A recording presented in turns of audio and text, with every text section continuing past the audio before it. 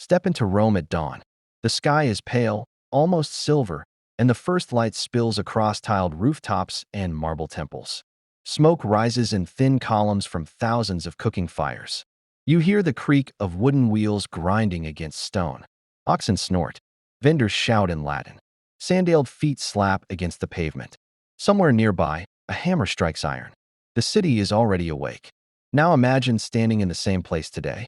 Tourists move quietly among ruins. The noise is softer. The population is spread across suburbs and apartment blocks. The ancient heart of the city is open sky and broken columns. But in the age of Augustus, around the year 20 BC through AD 14, this was the largest city in Western Europe, perhaps the largest city anywhere in the Mediterranean world outside China. It was dense, loud, crowded, and astonishingly complex. This was Rome at its peak. When Augustus rose to power after decades of civil war, Rome was unstable. Rival generals had marched on the city. Political violence had become normal. Infrastructure had been neglected. Parts of the city were decaying. Augustus understood that controlling Rome meant rebuilding it. He reorganized the administration of the city. He divided it into regions and districts. He established a permanent fire brigade known as the Vigiles. He invested heavily in public works. Temples were restored. New forums were built. Old structures were repaired or replaced. He later claimed that he found Rome a city of brick and left it a city of marble. That statement was political, but it reflected real transformation. Archaeology confirms an enormous construction program. Yet behind the marble facades was a far more complicated reality. Rome around the turn of the millennium likely had between 750,000 and 1 million inhabitants. Even conservative estimates place it far beyond any other European city of the time. To put that in perspective, no city in Western Europe would reach similar numbers again for more than 1,000 years. But Rome was not a neatly planned grid. Unlike many Roman colonial cities, which were laid out in straight lines, Rome had grown organically over centuries. It spread across 7 hills beside the Tiber River. Streets twisted and narrowed unpredictably. Some alleys were barely wide enough for 2 carts to pass. At the center stood the Roman Forum, the political and ceremonial heart of the city. Nearby rose the Forum of Augustus and the Temple of Mars Altar. Basilicas hosted legal proceedings and business transactions. Senators in white togas moved between buildings. Clients waited outside the homes of patrons. Just uphill from this monumental core lay the Subura. The Subura was crowded, noisy, and densely packed. It was filled with workshops, taverns, and apartment buildings known as insulae. The contrast between marble monuments and cramped housing was immediate and striking. Most Romans did not live in spacious homes. They lived in insulae, multi-story apartment buildings that could rise 5 or 6 stories high. Ground floors were often shops or workshops. Upper floors contained small rented apartments. The higher you lived, the less desirable the space. Water rarely reached the upper floors. Residents often carried it up themselves from nearby fountains. Fires were common. Structural collapses happened. Laws attempted to limit building height, but enforcement was inconsistent. The wealthy minority lived in domus, private townhouses centered around an atrium. These homes had open roofs that collected rainwater. They were decorated with frescoes and mosaics. Some had private latrines and running water, but they represented only a small portion of the population. The majority lived vertically in crowded districts. How did Rome support this density? The answer lies in infrastructure. By the early 1st century AD, multiple aqueducts brought water into the city from distant hills. These were gravity-fed systems, carefully engineered to maintain consistent flow. The Aqua Marcia, Aqua Claudia, and others supplied fountains, baths, and some private homes. Public fountains were everywhere. Residents collected water daily. Large bath complexes, the thermae, consumed vast quantities of water.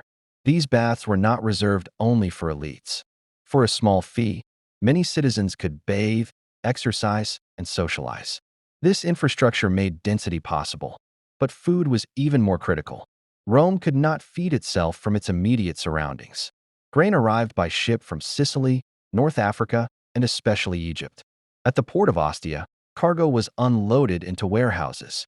From there, it was transported upriver into the city. The state administered the grain supply, known as the annona. Hundreds of thousands of citizens qualified for subsidized or free grain. This was not generosity, it was necessity. A disruption in supply could cause unrest. The city depended on stable Mediterranean trade routes. Its survival required political and military control of distant provinces. Daily life in Rome was constant movement. Artisans worked in small workshops. Bakers operated large mills powered by animals. Dockworkers unloaded cargo. Scribes copied documents onto papyrus. Teachers instructed students in rhetoric. Moneylenders calculated debts. Slavery was embedded in every layer of society.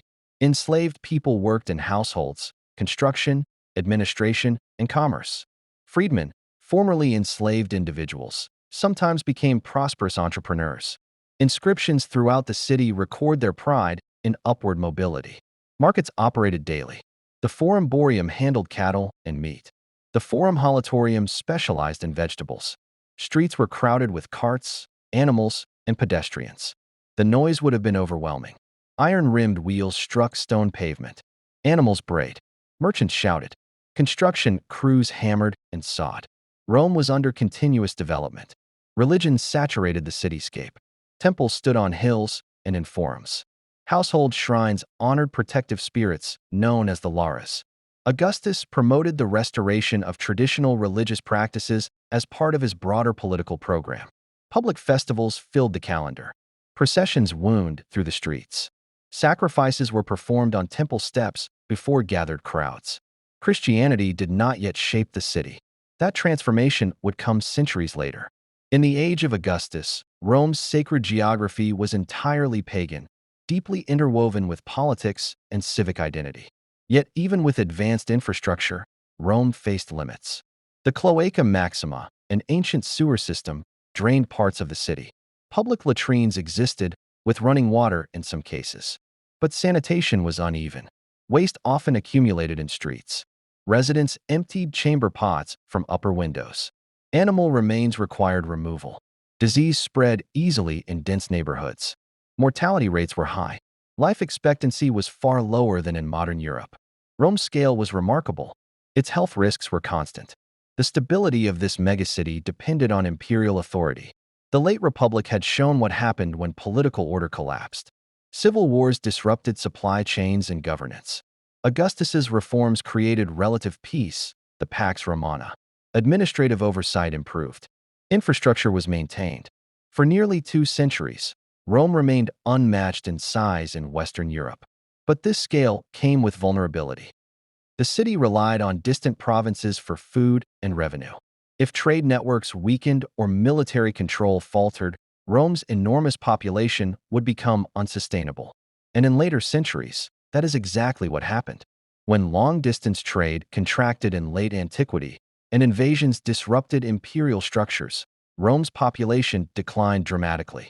Aqueducts fell into disrepair. Apartment buildings collapsed. Marble was stripped from monuments for reuse. By the early Middle Ages, the population may have fallen below 50,000. The megacity shrank into clusters of habitation surrounded by ruins. Yet it never disappeared entirely. The physical framework of the Augustan city shaped medieval Rome. Medieval Rome shaped Renaissance Rome. Renaissance Rome shaped the modern capital you see today. When you walk through Rome now, you still encounter the bones of that ancient metropolis. The Forum lies open to the sky.